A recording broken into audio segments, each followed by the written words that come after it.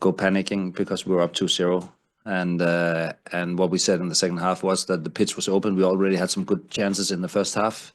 We couldn't convert it, but the pitch was open, and we just needed to play the extra pass when we broke through. And I think we did that really well. We also had some fortune, with Pedro's goal. But I think we really came out strong from the start of the second half and exploited that the pitch was very open. They had some players that stayed up front, so they had to defend with a few guys. So I just said, we just keep on running, run forward. Get to the back. Coach, right here. Yes. Congrats for the win. Coach, can you tell us something a little bit about Pedro and Cubas today, the performance that they did? I think it was great, but can you explain how they played today? Yeah, I think Pedro, we have seen lately just becoming better and better and having a ton of confidence, playing well on the ball. He's also the player in the beginning where we had some difficulties. We could rely on keeping the ball, play out of pressure, and we could get up to the next phase in the game. And I think that he is a very big talent. And if he pushes talent, he will become a very, very good player. Cubas is a very reliable player. He always gives his best. He helps his team. He is, not the guy that runs with the headlines all the time because he's not a goal scorer. He's not a guy that provides goals, but he's a very, very good player for us. Michael? Jesper, first of all, congratulations on getting to the final. It's a monumental occasion for the club, for the players, for yourself. Hard to ask you this 15 minutes after the final whistle, but what's the feelings, what's the emotions like for you right now? I'm just so happy for everybody in the club. For me, I'm relatively new, and I've not had the struggle to come this far with the club.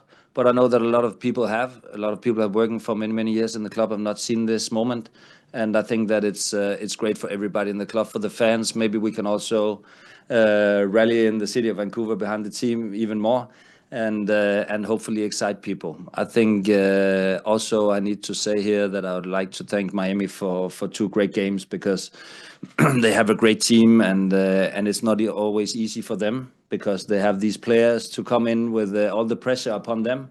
But I think that it was 2 great games, and we came out on top. It could have gone a little bit different, especially with the goal in the first half. But I'm very happy for the players. I'm very happy for everybody working in the club, and I think it's great also for our fans that we get this moment. I hope we can enjoy it. Front row over here, please. Daniel Forresting of Bad Dog Sports. What does it say about your side? You've gone to every single away leg, and even though it looks like the chips were down, your side finds a way to get the results that you need, and now you're going to the finals. There's some things that you can work on in daily practice. There's something that you can train, that you can try and simulate in the daily work. But there are also things that you can't. You need experience. You need to go down to Monterrey and need to perform a result to get that confidence that you can do it again. You need to score in the latest minute against Pumas, not to go in panic when they score early here in this game. And that's just, it comes from just for the opportunities we have to be in those moments, get that kind of confidence out of having been there and having prevailed in moments that are very, very tough for the team. So I think we are still a relatively unexperienced team in that regard. We're up against a team with players that played all the games there is to play in this sport. And of course, they have a better knowledge of what it takes in these moments, but we have to learn it. And right now we are happily learning it in a very, very pleasing way. Jesper, congratulations. What was the game plan against Miami? Because you seem to expose your team the weakness they have, especially on the wings. What was the game plan for both the games? Yeah, we saw from the first game that we also knew that they have to come out, go up high and could not wait. So we knew that they would play one-on-one on the last line, and we knew we had a lot of speed there. Could we get the ball down from Brian and play from there? Then we knew that we could run with Miami, and and we tried that. We had some, as I said, some good opportunities in the first half as well. And then when we scored the first goal, it seemed as the players, they relaxed a little bit more. They got a little bit more confidence, and Miami, you could see some of the players, their head went down, and then we had the We also talked about if we score once, they might be a little frustrated, and then we have to push very hard the next period to get the second, maybe and now we got the third, right? So if we scored once, then we just had to go for the second. Coach Jesper, good night. Congratulations for the win. You look a lot to play one-on-one, Ahmed, with Weigand. That was the main goal tactically? I said Ali had a very bad game the first, where he had good opportunities and Wigan had the upper hand in that. But we thought that Ali went too much on the outside. He could go on the inside. And if he broke on the inside, then the pitch would open up for Brian and for Sabi. And I think that's he played a very, very good game, Ali, and got the upper hand today. Right, so that was key. Also key was that Falcon got the yellow card. So we could play in front of Brian instead of behind him. So he had to take some aggressiveness off. So that was also a thing that we talked about in the break that we could exploit. I'm Michelle Kaufman from the Miami Herald. Congratulations. I want to ask specifically, you were just talking about all the tactics. What specifically did you do against Messi and Suarez? Was there anything in particular that you did to sort of corral them? Thank you. And frustrate them? Yeah, but you cannot stop them. You can try to limit them. We limit them very well in the first game. We didn't limit them that well this game. They had some good opportunities, and I think that we overplayed sometimes, where we could have stayed more calm. I think that they were good. Messi is, you can't really control what's happening when he has the ball, and he is not only a good goal scorer, he's also very good at attracting people and then play. And he did that also in the second half today, where they created some chances. He could go through the middle and then play out for Suarez on the left. And then they didn't score of one of the occasions. But you try to limit them. You try, of course, not let Messi just see one man, because then he's too good. You have to have an eye on Suarez, that he's a very clever player. He always bounces off the defenders before he receives the ball, and has a very good movement and good first touch, and also very underrated. He has a very good eye for his teammates. So of course we needed to try and make a plan for them. And also of course Busquets had too much space in the first game. Today we were better at limiting him in getting to Messi and Suarez. Jesper, good to see you. Thank you. In terms of the second half, you guys did a great job too, in terms of just targeting those cutbacks, those soft spots in front of the box. Was that maybe something you kind of talked about, being a little more patient in wide areas? Because you got in those areas in the first half, maybe rushing things a bit? Yeah, we rushed it too much in the first half. Okay, we had the one where we played the cutback for Pedro in the first half, where they had a good save. But apart from that, we rushed it a little bit too much in the second half. We said play the extra pass, because some of the players are not running back. So I think the third goal where Sebastian played the extra pass. No, I think the second for Pedro, where we, instead of last week, Sebastian took the shot from that distance. Now he took the extra pass for Pedro. So we kept running with the next line. So one thing was the first line, the front three, they just have to run. And then very important that the second line came, because then we knew we could overrun them in the second line. So that was very, very good. We kept cool and played the extra pass. And I also think after especially the first goal, players got confident, knew that there was going to be a lot to not prevail now. And then we, as we said, if we scored one goal, just push, because then, everybody knows what the effect will be when you concede a goal, and it's huge. Coach, so now here, Cruz Azul or Tigres, your thoughts about those two teams, and also the experience of facing already a couple of Mexican teams like Pumas and Rayados? It's not to sound arrogant or anything. I don't have that well of a knowledge of them yet. We will get it. But, we already played two very strong teams from Mexico. We know it's very hard playing down there. If they draw tomorrow, we have the opportunity to play at home. That would be huge for us. But I know that the competition level in Mexico is great. I know also in this competition they have the upper hand compared to the MLS teams. But we'll get there. We'll figure out how we'll manage best possible and be ready for the final. Hi, Coach, over here. You guys have already eliminated two of the top 5 in terms of value franchises in this tournament with Rayados and Inter Miami. Also, you eliminated Pumas in the altitude of Mexico City. What are the qualifications or what are the qualities that your team has in order to beat these teams that on paper are the favorites or should have an advantage against you? Sometimes it can be a little bit of being an underdog sometimes can make it easier, and you can play with a little bit more freedom.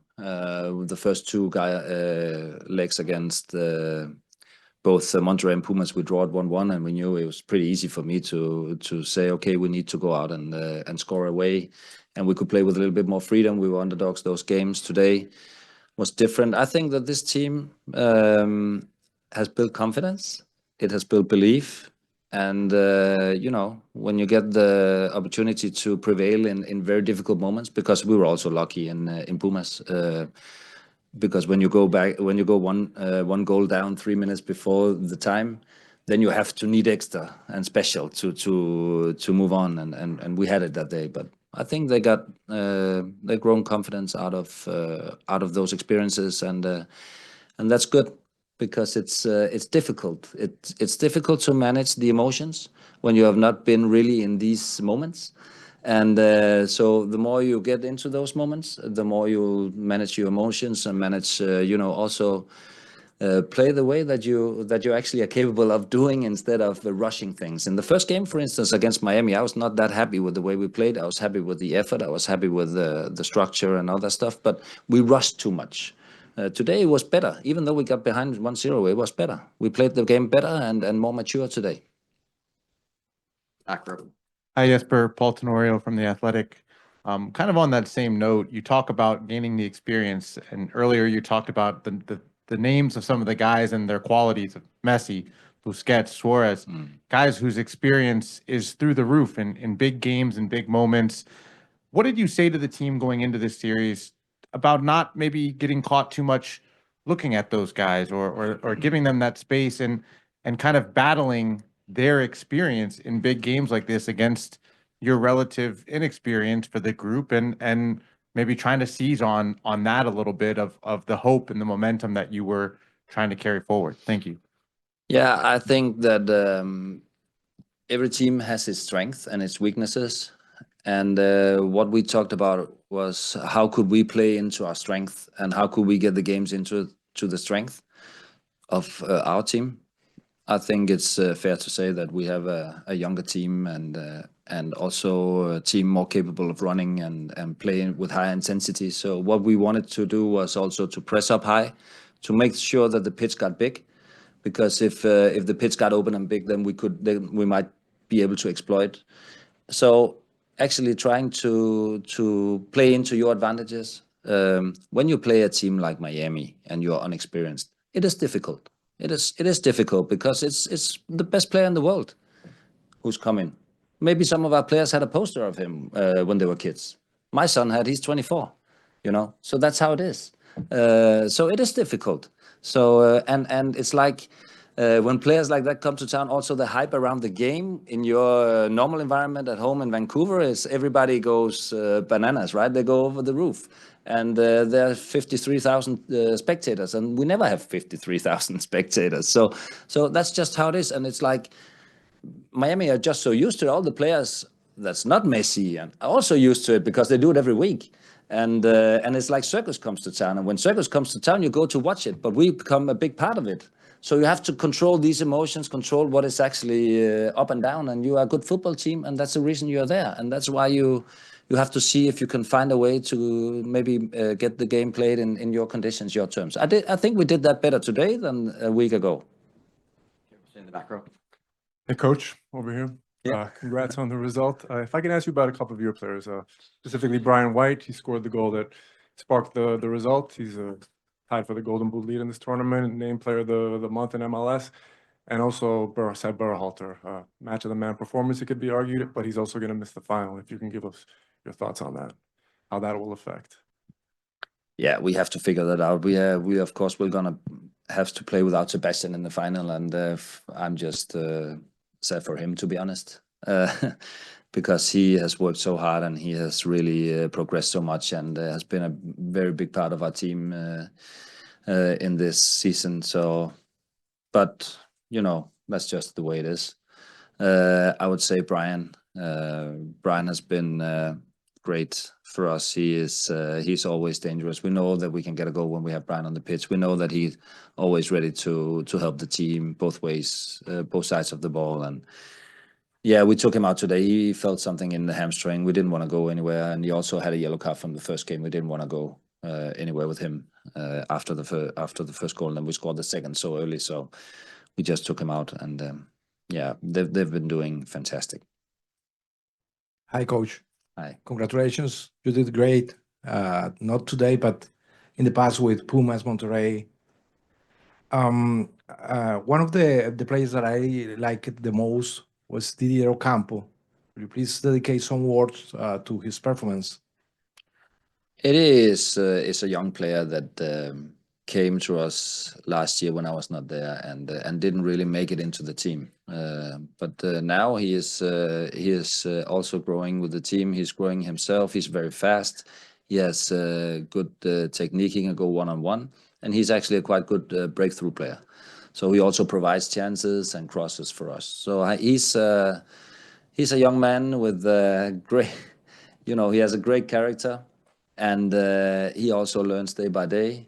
And I think that what he has been doing now, he didn't have a starting position in the beginning because Matias Laborda played on the right back. I think what he has been doing lately has been great for us. And yeah, I watch him play and I watch him grow every day. And it's really nice for him also to have this feeling that he grows as a player. I know it wasn't that easy coming also all the way from Colombia to Vancouver. It's not that easy as a young man. He's 20 years old, and yeah, I'm happy for him, and he's doing very well. Thank you, Coach. That's all we have for you tonight. Okay. Vancouver Mix Zone is now open. Thank you. Recording Thank you. stopped.